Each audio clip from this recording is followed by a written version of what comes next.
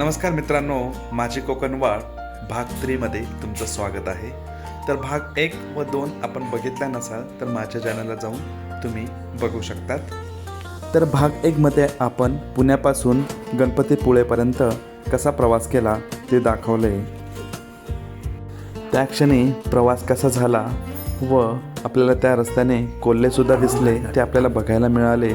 Finally मग गणपतीपुळेला सुखरूप पोहोचून आपण छान सकाळी दर्शन घेतलं आणि त्यानंतर पुन्हा रूमकडे निघालो. मग माझी कोकणवाट भाग 2 मध्ये आपण मालगुण जवळील काही प्रेक्षणीय स्थळांना भेट दिली.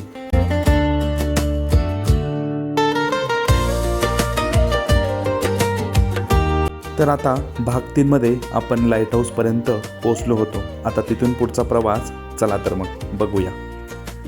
हॅलो गाईज, तर आता आम्ही आलो आहोत लाईट हाऊस जवळ आणि असा एकदम जबरदस्त व्ह्यू आहे. असा मस्त इकडे हा छान असा समुद्र आणि आता लाईट हाऊसवर जाऊ. तर इथला लाईट हाऊसचा जो टायमिंग आहे तर तो आता 4 ते 5:30 पर्यंत आहे.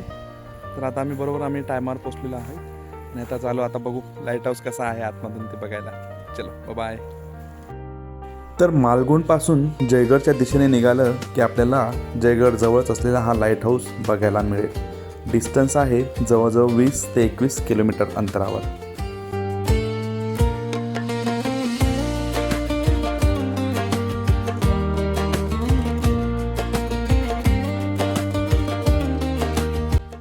जयगड लाईट हाऊस हे महाराष्ट्रातील रत्नागिरी जिल्ह्यातील जयगड येथे असलेले एक ऐतिहासिक आणि सुंदर ठिकाण आहे, जे अरबी समुद्राच्या किनाऱ्यावर वसलेले असून तेथून दिसणारे विहंगम दृश्य आणि सूर्यास्ताचे सौंदर्य पर्यटकांना आकर्षित करते.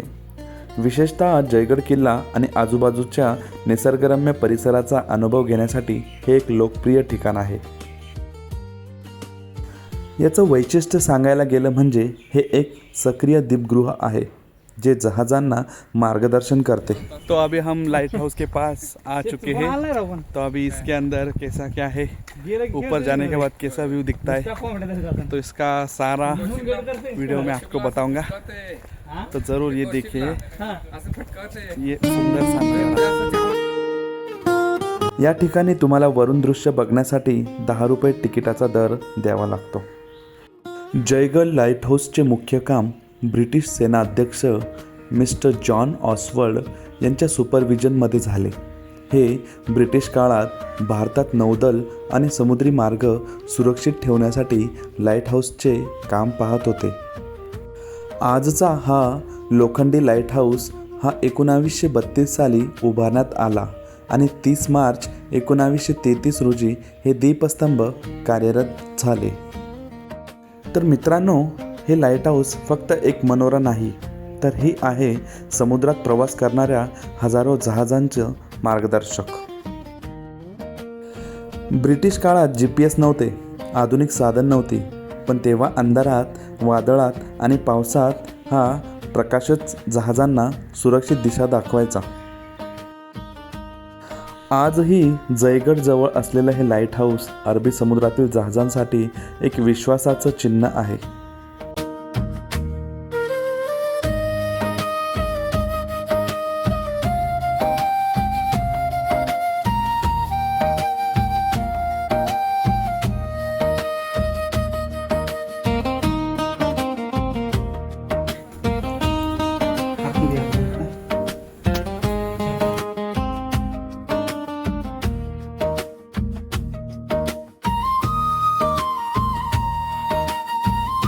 तो फाइनली हम लाइट हाउस में आ गए हैं.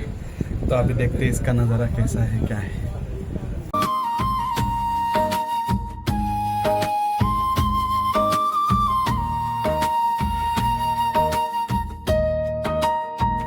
तो light house basically navigation purpose के लिए यूज़ किया जाता है, जिसमें ये सबसे ओल्ड टेक्नोलॉजी है, जिसमें हम एक लाइट रिफ्लेक्ट करते हैं. ऊपर आपको ऑप्टिक दिखेगा प्रिज्म है, उसके थ्रू एक बीम के फॉर्म में लाइट रिफ्लेक्ट होता है, वो बोट को दिखता है.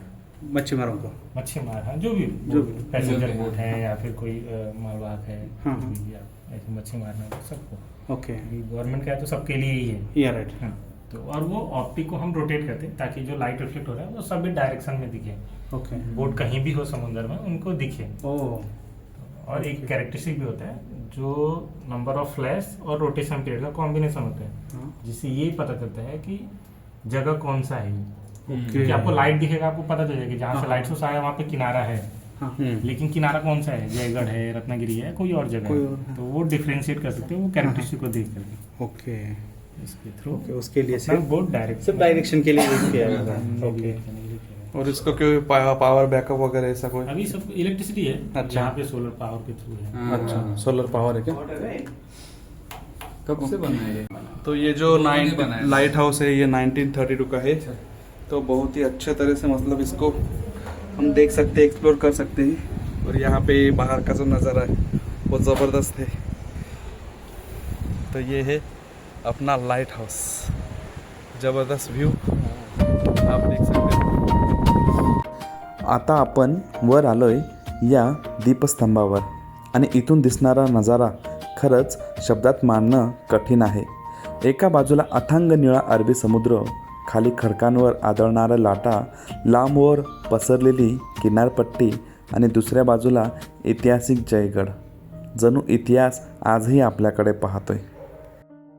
जबरदस्त असं थंडगार हवा येते या ठिकाणी, बहुत ही अच्छी मस्त हवा आ रही है।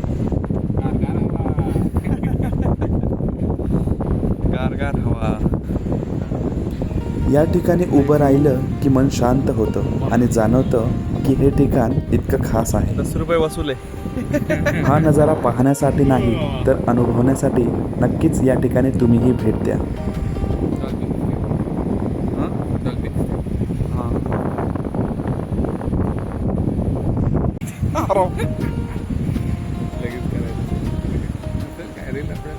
हाय, इधर आ जाओ ना माने, अब भी आ जाओगे। हाय करो। यस, वरती हे लाईट हाऊस आहे, व्यू सुपर्ब, एकदा पहा तुम्ही समोरचा व्यू, क्लास अमेझिंग।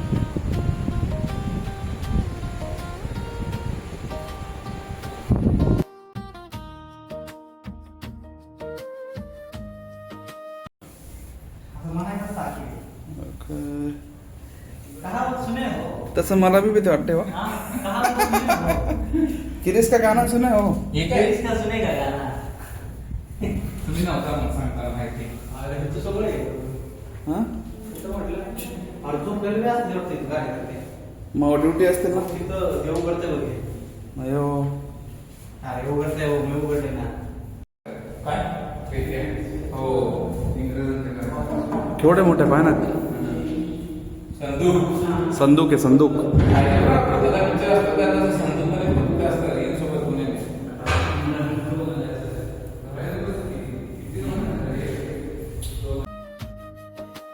इतकी वर्ष झाली तरी हा लाईट हाऊस आजही कार्यरत आहे।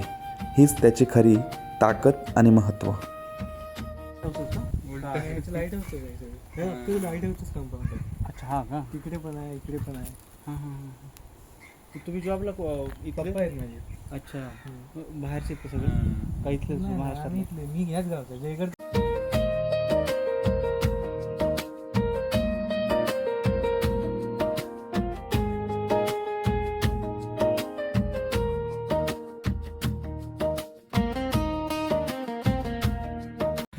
तर मित्रांनो, लाईट हाऊस जवळच असलेलं आता हे लेफ्ट साईडला जे एक रस्ता जातो त्या रस्त्यालाच एक छान असं आणि जुनं खूप प्राचीन मंदिर आहे महादेवांचं। तर त्या मंदिराचं नाव आहे कराडेश्वर मंदिर। तर त्या कराडेश्वर मंदिराजवळच आपण चाललो आहोत आणि खूप छान आणि मस्त इथले जे व्यक्ती आहेत तर त्यांनी आपल्याला सांगितलं आहे आणि इथं आपण आता भेट द्यायला जाणार आहोत। तर बघूया कसं आहे ते मंदिर आणि ते चलो। जयगड लाईट हाऊस पाहिल्यावर अगदी जवळच असलेलं हे कराटेश्वर मंदिर या ठिकाणी आम्ही भेट द्यायला आलो। समुद्राच्या अगदी जवळ वसलेलं हे मंदिर निसर्गाच्या सानिध्यात असल्यामुळे इथे एक वेगळीच आध्यात्मिक शांतता अनुभवायला मिळते।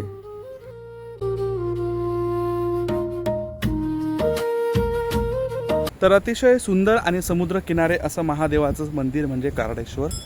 तर या ठिकाणी आपण आता भेट द्यायला आलेलो आहोत आणि खूप मस्त असं समुद्रकिनारेच मंदिर आहे. तर ते आतून कसं आहे आणि काय तर ते आपण बघूया.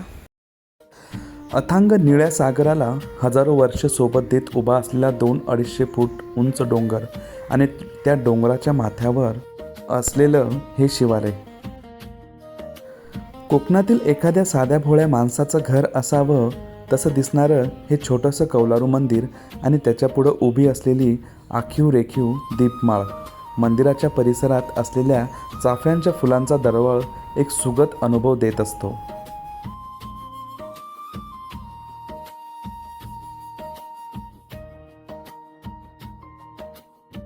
तर या ठिकाणी असं गोमुख आहे आणि त्या ठिकाणी कंटिन्युअसली असं पाणी चालू असतं.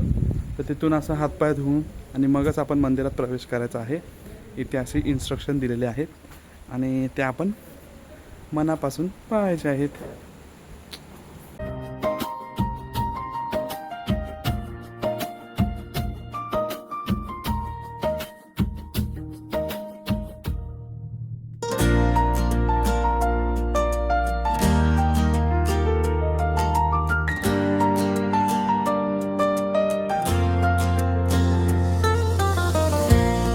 मंदिराच्या पूर्वेला किल्ले जयगड आणि शास्त्री नदीच्या मुखाचा परिसर दिसत असतो.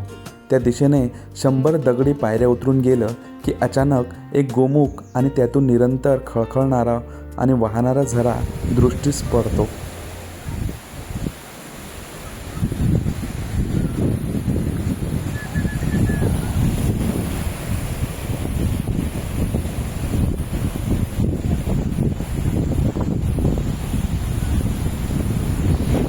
तर मित्रांनो, इथं एक गोमुख आहे आणि त्या गोमुखच्या ठिकाणी कंटिन्युअसली म्हणजे पाणी येत असतं. ते गोमुख आता आपण बघणार आहोत आणि त्या ठिकाणी आपण आपले हातपाय स्वच्छ धुणार आहोत. पर्यटकांचा गोंधळ नसेल तर या झऱ्याची लयकारी आणि किनाऱ्याजवळच्या झाडातून वाऱ्याने घातलेली शिवसुद्धा स्पष्ट ऐकू येते.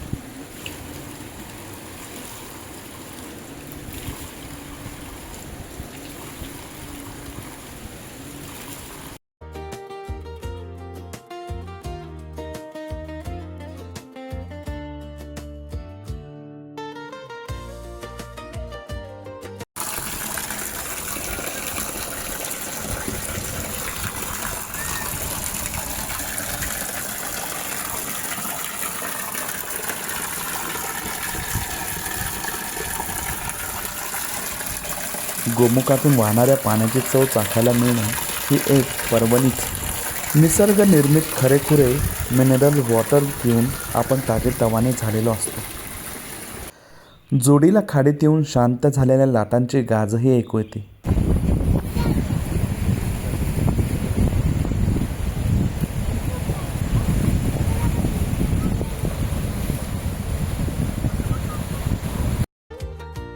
जयगडला आला तर लाईट हाऊस, त्याचबरोबर हे कराडेश्वर मंदिर पाहायला नक्कीच मात्र तुम्ही विसरू नका, कारण इथे शांती आणि सकारात्मक ऊर्जा तुम्हाला नक्कीच मिळेल.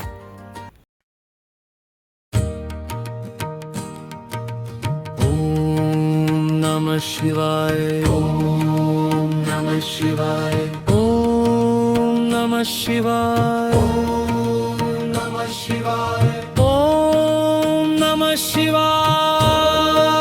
नमः शिवाय. ओम नमः शिवाय.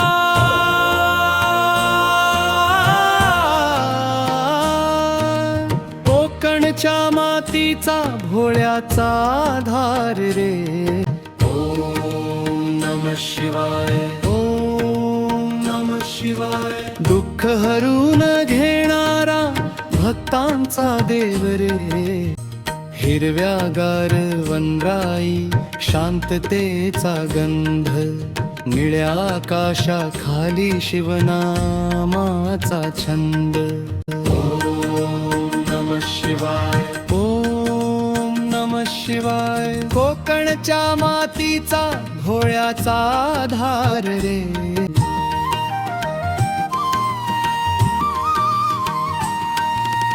बेलपत्र मग कराटेश्वर महादेवाचं दर्शन घेतल्यानंतर आमचा प्रवास सुरू झाला जयगडच्या दिशेने. सूर्य मावळतीला जात होता. महादेवाडी घेऊ.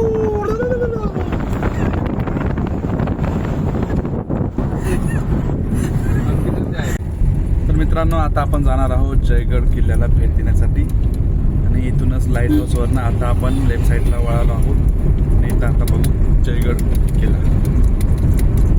तर मित्रांनो आता आपण आलो आहोत जयगड किल्ल्याजवळ आणि जयगड किल्ला कसा काय आहे तर तुम्हाला मी दाखवतो. चलो तर मग. तर मित्रांनो हा जयगड किल्ला रत्नागिरी जिल्ह्यात जयगड खाडीच्या तोंडावर वसलेला आहे. एका बाजूला अथांग समुद्र तर दुसऱ्या बाजूला शांत खाडी, म्हणूनच हा किल्ला आरमारासाठी अत्यंत महत्त्वाचा होता. तर आता आपण बघत आहोत हे मुख्य प्रवेशद्वार. हे प्रवेशद्वार फक्त किल्ल्यात जाण्याचा रस्ता नाही तर शत्रूपासून संरक्षण करण्याचं एक मजबूत कवच होतं. या प्रवेशद्वाराची रचना अशी करण्यात आली होती की शत्रू थेट आत घुसू शकणार नाही. दरवाजा अरुंद, वळणदार आणि उंच भिंतींनी संरक्षित होता.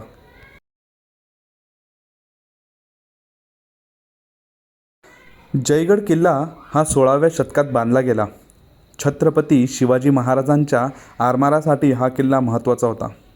नंतर पेशव्यांच्या ताब्यात राहिला. समुद्र व खाडीवर नजर ठेवण्यासाठी रणनीतिकदृष्ट्या अत्यंत महत्त्वाचा किल्ला. बुरुज, तटबंदी आणि प्रवेशद्वार अजूनही पाहायला मिळतात. किल्ल्यावरून जयगड खाडी, समुद्र आणि आसपासचा नजारा अप्रतिम दिसतो.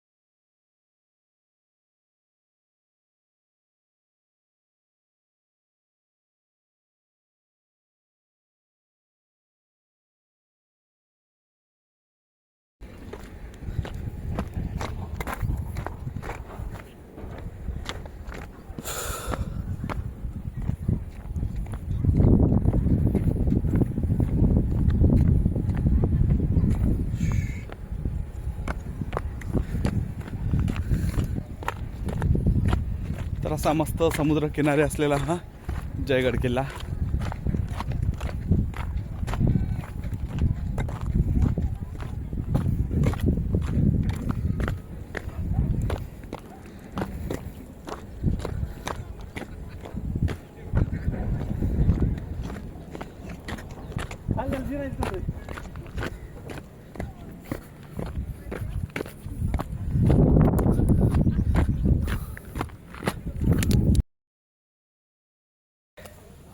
शूज अडकून.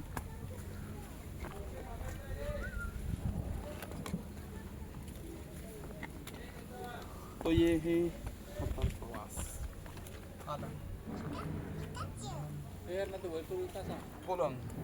है नाही येत ना. येते का अँगल फक्त त्याकडे आहे का? चालतं चालतं काय नाही. तुला येते का? येते की अँगल बघ.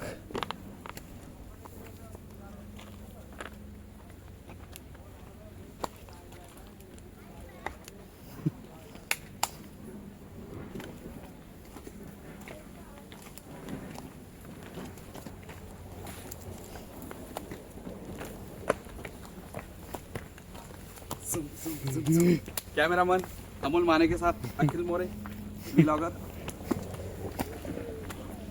तो ज़रूर हमारे चैनल को सब्सक्राइब करो गाइस। इतना स्ट्रगल आ रहा है तो ज़रूर आप हमारे चैनल को सब्सक्राइब करो।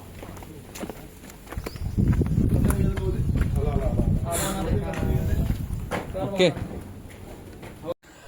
तर असा अवघ्या 10 ते 15 मिनिटात आम्ही हा किल्ला चहूबाजूंनी बघितला। तर जयगड हा किल्ला सुमारे 13व्या शतकात शिलाहर कालखंडात राजा भोज यांनी उभारला असावा असे संदर्भीय माहितीवरून दिसून येते। 16व्या शतकात संगमेश्वरातील नायकांचा अंमल किल्ल्यावर बराच काळ होता। 16व्या शतकात अखेरीस विजापूरच्या आदिलशहाने किल्ला ताब्यात घेण्याचा अयशस्वी प्रयत्न केला। इसवी सन 1661 सालची राजापूर मोहीम छत्रपती शिवाजी महाराजांनी आखली। त्यावेळी त्यांनी संगमेश्वर परिसरातील अनेक ठिकाणे ताब्यात घेतली होती। तेव्हाच जयगड आणि विजयगड हे किल्ले ताब्यात घेतले असावे, कारण कवी परमानंद कृत श्री शिवभारत काव्यात 1661 मध्ये या परिसरातील प्रांत ताब्यात घेतल्याचा उल्लेख आहे। त्यानंतर महाराजांनी किल्ल्याच्या डागडुजीचे आदेश दिले। तर हा जयगड किल्ला तुम्ही नक्कीच बघा मित्रांनो। आता हा जयगड किल्ल्याचा इतिहास डोळ्यात साठवून आम्ही परतीचा रस्ता धरला। समोर रस्ता होता, पण मन मात्र अजूनही किल्ल्याच्या तटांवरच अडकलं होतं। गाडी हळू चालली आणि समुद्र मात्र आपल्या लाटांतून काहीतरी सांगत होता। बीच जवळ पोहोचतात सूर्य मावळतीकडे झुकत होता। तर जयगड किल्ल्यावरून आता आम्ही निघालो आहे मालगुंडकडे आणि रस्त्याने जाताना असा हा उंडी बीच आहे। तर ह्या उंडी बीचला मस्त आता आम्ही सनसेट बघणार आहे। चलो बघूया सनसेट। आकाशात केशरी रंग पसरत होते, लाटा शांत होत चालल्या होत्या आणि त्या क्षणी सगळा कोकण थांबलेला वाटत होता। हा सूर्यास्त नव्हता, तो होता आजच्या प्रवासावरची निसर्गाची सही। कॅमेरा चालू होता, पण मन मात्र शांत। जयगड पाहून बीचवर पाहिलेला हा सूर्यास्त आयुष्यभर सोबत राहणारा क्षण बनणार होता।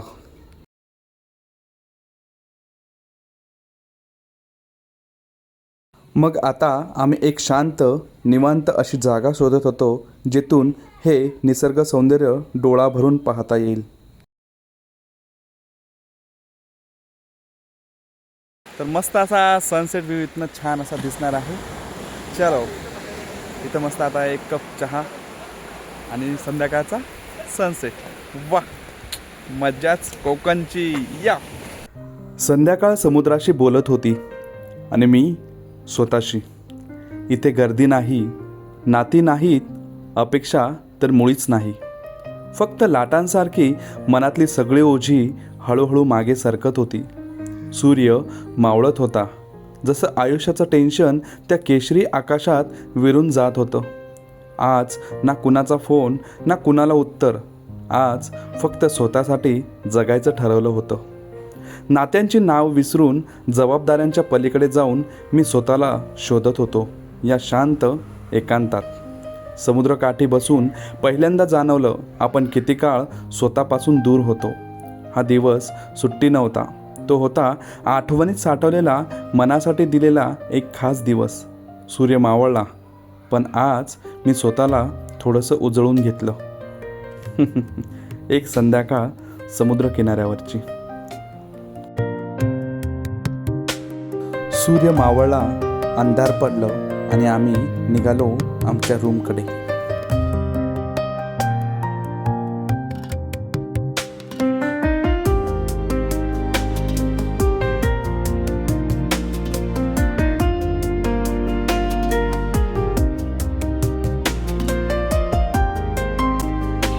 मित्रांनो, तर आता मस्त आम्ही रूमवर फ्रेश झालो आणि आता मस्त जेवणाची तयारी करणार आहोत।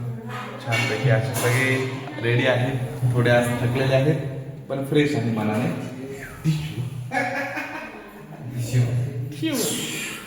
तर आता बघू आजचा जेवणाचा मेनू काय आहे ते स्पेशल फॉर कोकण। तर मित्रांनो, कोकणात आलं की फ्राय केलेले मासे, तांदळाची भाकरी, भात आणि मस्त ग्रेव्ही टाईप माशांची भाजी. वाह, हेच म्हणजे की काय कोकण. तर फायनली आजचा आपला कोकणातील पहिला दिवस संपला. तर एका दिवसात तुम्ही ही 8 ठिकाणे कोकणातील बघू शकतात. तर त्यामुळे माझी कोकण वाट भाग 1, 2 आणि हा चालू भाग 3 असे सर्व भाग तुम्ही पूर्णपणे बघा आणि त्याप्रमाणे तुमचं प्लॅनिंगही करा. तर भाग 4मध्ये लवकरच आपण घेऊन येणार आहोत आरेवारे आणि जवळील ठिकाणे. तर नक्कीच भाग 4 माझी कोकण वाट बघायला विसरू नका. अखिल मोरे ब्लॉगवर.